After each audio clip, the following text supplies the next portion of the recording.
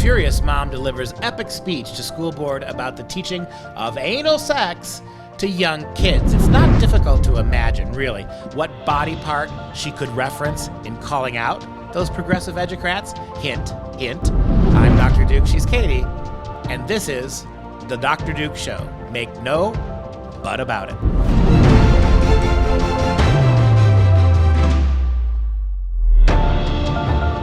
Hello, everyone, and welcome to the Dr. Duke Show, the only program that keeps you educated on the craziness impacting K-12 classrooms and college campuses around the world. Today, our show is, as it is every day, sponsored by Mike Lindell and our friends at MyPillow.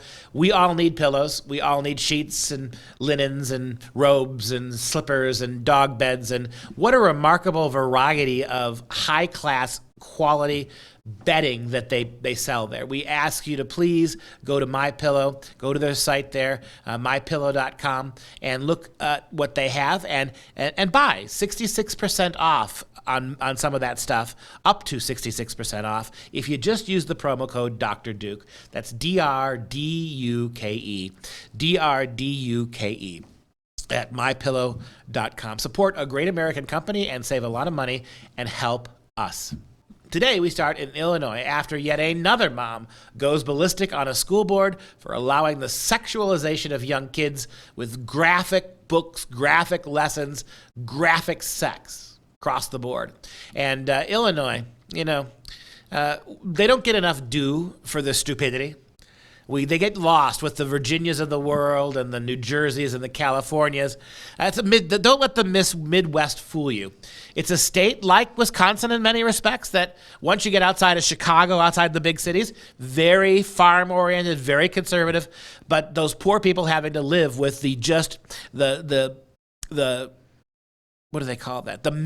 Having to live with the millstone of Chicago around their necks, which means whatever Chicago wants, Chicago gets. And apparently what Chicago wants is idiot mayors who can do nothing about the killing of black-on-black violence every weekend. So this is what you're stuck with. And most recently, they had a bill called SB 0818.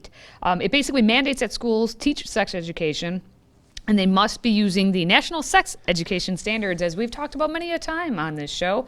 They are not appropriate for pretty much any age level. Which means you're not teaching sex. You're teaching sexual acts and sexual imagery and options. Pornography. Sex options. The culture of sex, not biology. This is true. And that's why we have one mother, at least one, named Becky Swan, who decided, you know what, I'm going to, she's sitting down, but she's going to stand up to the school board and describe to the school board members exactly what it is that they want these students to, quote unquote, learn. Let's hear her swan song. When our students want to know whether or not they have a vagina or a penis, they have pictures from your staff to be able to help them. They don't have enough sex. They don't have enough anal sex. They need adults to tell them how to masturbate. And what I call that is... So here's what I'm asking you. You have a hard time hearing this from me, but this is for 10 years old and up, and this bill was passed for 5-year-olds. One of the most compelling statements that they make, because there's no answer for it. You watch the way these school board members, they get nervous when you start. You're just reading them a 6-year-old's curriculum. Read them what it's teaching third graders about anal intercourse. Literally, if you're not having anal intercourse, there's something wrong with you. You're cutting yourself off from sexual experiences. So not only do we teach you what anal intercourse is, we show you the best ways to make sure it's safe and clean and pleasurable. And so when you're going, these moms are going through and reading these paragraphs directly out of the textbook that their kids are using, again, at 5 and 7 and 8 years old. They're cringing. The school board doesn't want to hear it. They're turning away. They're blushing in some instances. And that's the indictment. What else do you have to say? You're adults, and you can't handle it. And you're okay with this, school board members? You're cringing up there like you're 5-year-old yourself, and you can't empathize with what a 5-year-old must be going through when you're teaching these issues to him? Shocking. And that's the thing, and she points it out because she's sitting right in front of these school board members, and she can see the looks and the wiggles and the just uncomfortability from these school board members. And as you saw her end with, she says, this bill was passed for 5-year-olds. And then the clip actually continues. She says, you have a hard time. Me sitting here telling you the words anal sex, masturbation. That's hard for you? And she's like, and yet this is what's supposed to be taught, taught in all of our schools from 5 years old all the way through high school. And according to the various standards, you're going to learn all about as you age up, you're going to learn all about the different things. So at age 5, you're going to be taught about gender stereotypes and genitals and in all of that and the proper terminology for it before you finally will age up to learn about, in high school where it's how gender is, assigned at birth and then that whole romantic sexual feelings, masturbation, like all of these various different things. And you see why our children are turning out the way they are. Yeah, and the thing that really, so many aspects of this are troubling, but we ought to have a law. You want to be a school board member? You want to be responsible for inflicting garbage like this on our kids? There ought to be a rule that before you introduce any new curriculum, any new textbooks, any of that stuff, the test group is always going to be the children of school board members. So what happens is every one of those school board members who has children, before you unleash this on anybody else, you take one semester, you force your own kids to undergo or to read those books or to be taught that way sexually. And if you can handle it, if you can day in and day out handle the idea that your kid first is getting lied to, manipulated, sexualized, then got to tip a hat to you. Then it makes sense why you would expose it to other kids, but not until your kids feel the sting of it first.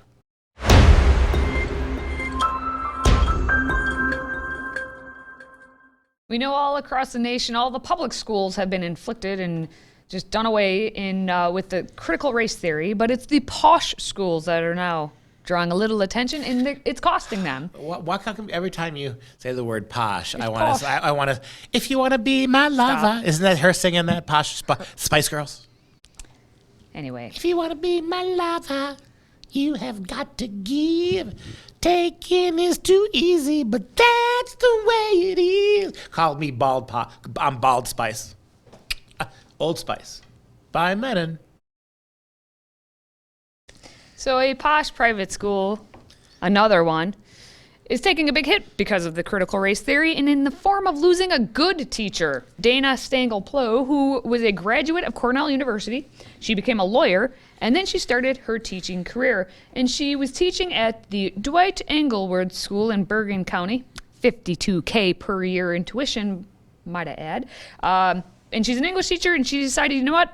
I'm quitting because this critical race theory is a load of garbage. And being an English teacher, at least maybe an old school English teacher who actually understands grammar and the English language, wrote a resignation letter. In the letter, she includes, over the past few years, the school has embraced an ideology that is damaging to our students' intellectual and emotional growth and destroying any chance at creating a true community among our diverse population. I reject the hostile culture of conformity and fear that has taken hold of our school. The school's ideology requires students to see themselves not as individuals, but as representatives of a group, forcing them to adopt the status of privilege or victimhood. They must locate themselves within the oppressor or oppressed group, or some intersectional middle where they must reckon with being part oppressor and part victim. This theory of power of hierarchies is only one way of seeing the world, and yet it pervades the school as the singular way of seeing the world. Well said. Well said. And I like the fact that she points that out. It's not just that you're associating blame. You're forcing white kids to take the yoke of blame. You're actually forcing young minority kids to forcibly become victims, identify with victimhood, something that may have never dawned on them. You are at very early ages projecting them into. And all I got to say, a Cornell graduate, this makes me want to get a big red bobblehead bear. Anyway, she continued in the letter saying, in my classroom, again, she's an English teacher, I see up close how this orthodoxy hinders students' ability to read, write, and think. Oh my God. She said read, write, and think. Things teachers don't talk about anymore. But she says it. She says, I teach students who recoil from a poem because it was written by a man. I teach students who approach text in search of the oppressor. I teach students who see inequities in text that have nothing to do with power. Students have internalized the message that this is the way we read and think about the world, and as a result, they fixate on power and group identity. This fixation has stunted their ability to observe and engage with the full fabric of human experience in our literature.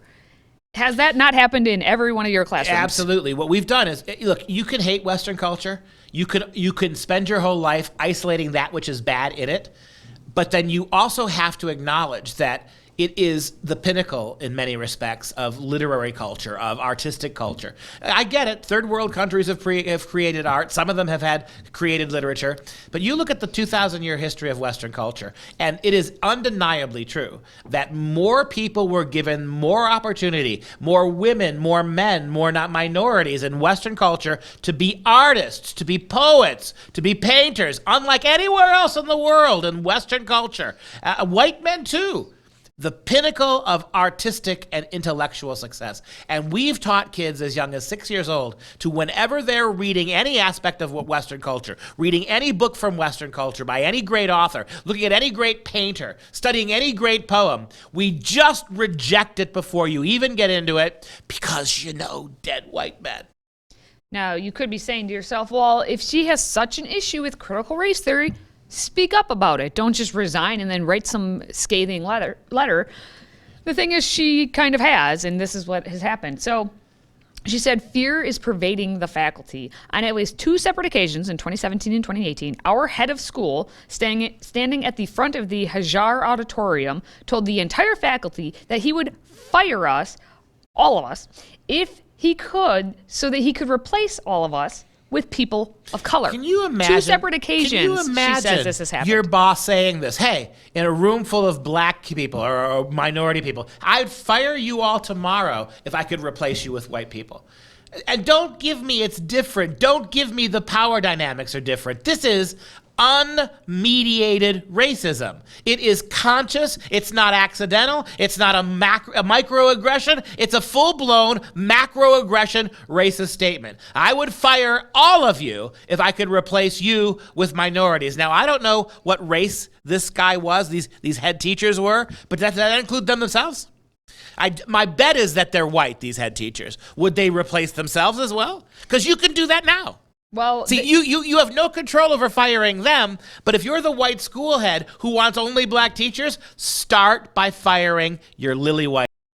Well, this year they're saying that, asserting the policy that they are hiring for diversity. So maybe this year will be the year that they kick themselves out. Which, by the way, is also illegal. Yes. If you're telling people the only reason you're hiring is because you need diverse bodies, you have broken federal, state, and local employment law. There you go again.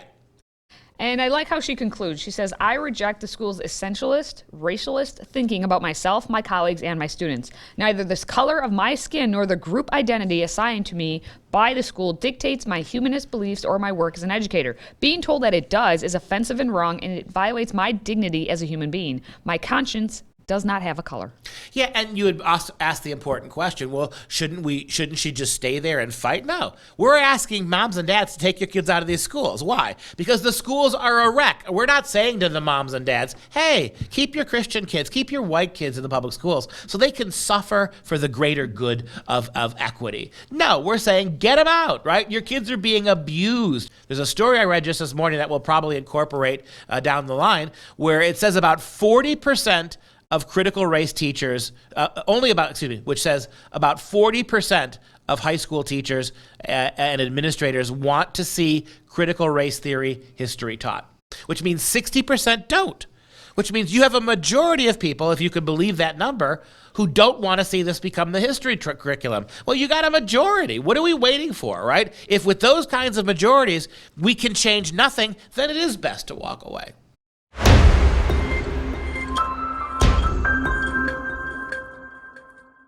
Ho, ho, ho, it's going to be all Grinch all the time, at least in one New Jersey school district where they decided that holiday names can no longer be. This is happening at the Randolph Township School in Morris County, New Jersey, where the school board decided to remove the holiday names from their academic calendar following an uproar.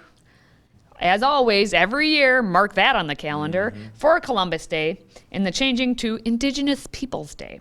Now, holidays like Thanksgiving and Memorial Day, as well as Jewish holy days like Rosh Hashanah, Yom Kippur, it's going to be simply listed on your academic calendar as day off. Day off. And school board member Doreen Roch said, if we don't have anything on the calendar, we don't have to have anyone with hurt feelings or anything like that. Notice in order to make everyone equal, we have to destroy diversity.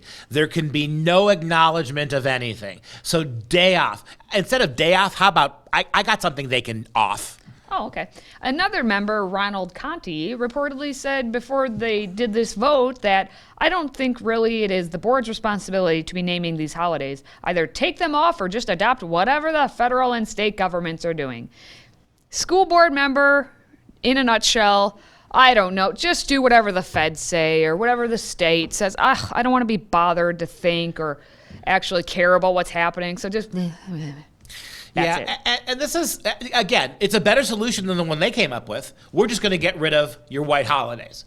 Columbus has got to go. We're going to make it Indigenous Peoples Day, right? That's what they did. And what happened was really interesting.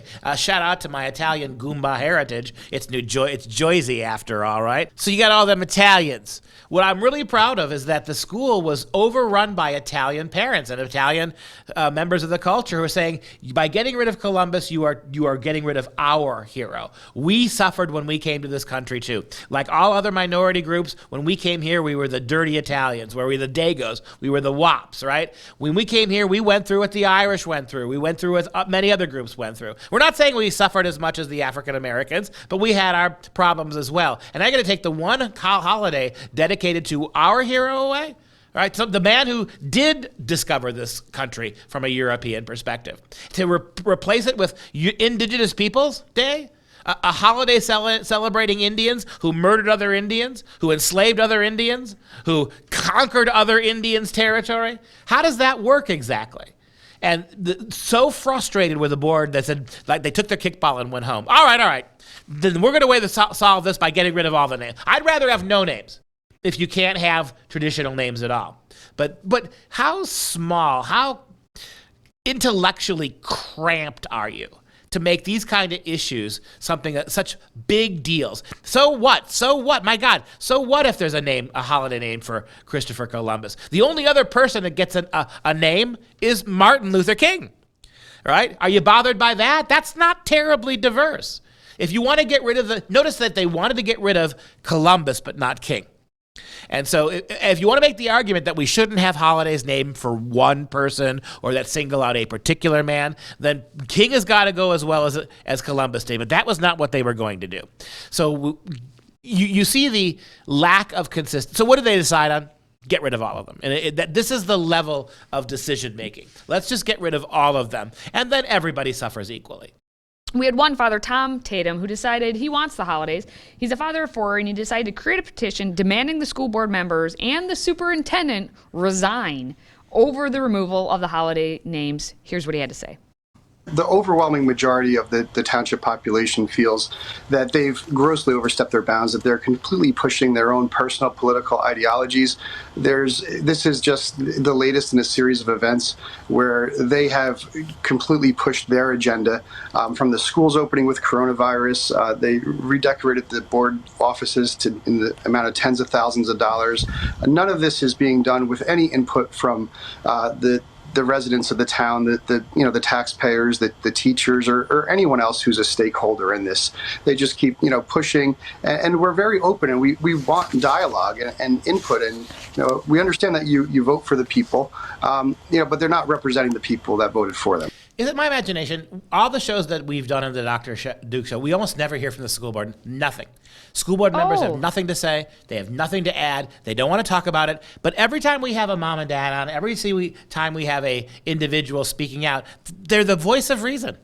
Yes. We're not asking for the moon. We're not asking. We're flexible. We want to talk to you. You won't talk to us. We stand up in front of you for 90 seconds before you buzz us back to our seats, and we never hear from you. You just do whatever you do, no matter what we ask or say or try to negotiate with you. It's unbelievable how authoritarian, fascist even, public schools have gotten. Get your kids out.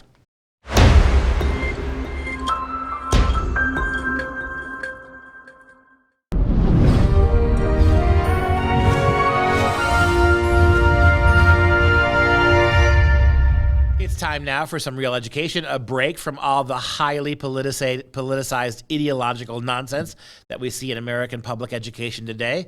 Try to carve out a little bit of time at the end of the half hour to just relax, breathe with me. Let the toxin of progressivism just flow out of you as we consider some educrats and educators of the past. And what did they see education as a point for? What did they realize education was? How did we used to think about education before it all became so highly, highly politicized?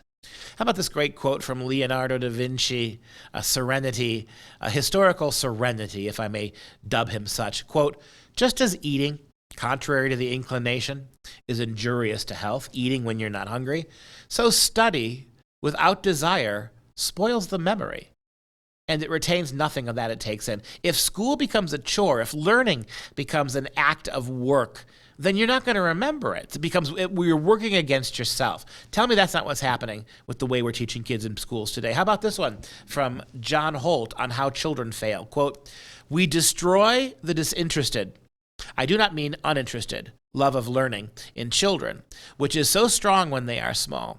But disinterested. They are not political. They are not sexual. They are not radical. They are not racially informed.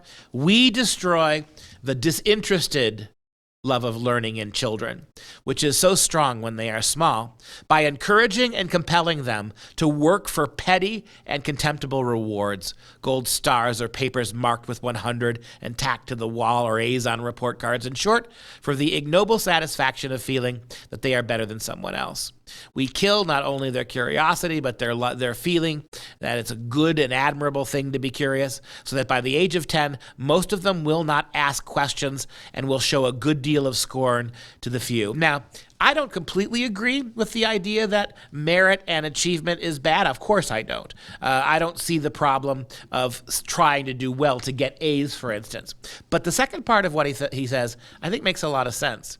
And that is that we use the public school systems for conformity, not individual curiosity. We treat children as cogs in a machine, not as actual flesh and blood human beings. And it's leading to a lot of suicidal behavior and ignorance on behalf of our children.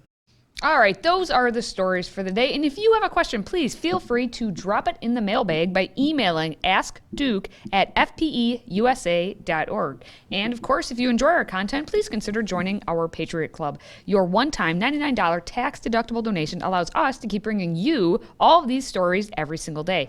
Simply visit patriotclub.us to get signed up. That's patriotclub.us. And as just a piece of our gratitude to you, we will give you our wonderful signature tumbler. And that's going to do it for this show. For Freedom Project, I'm Dr. Duke. She's Katie. Until next time, education, my friends. Seek it, hold it, love it, cherish it, pass it on.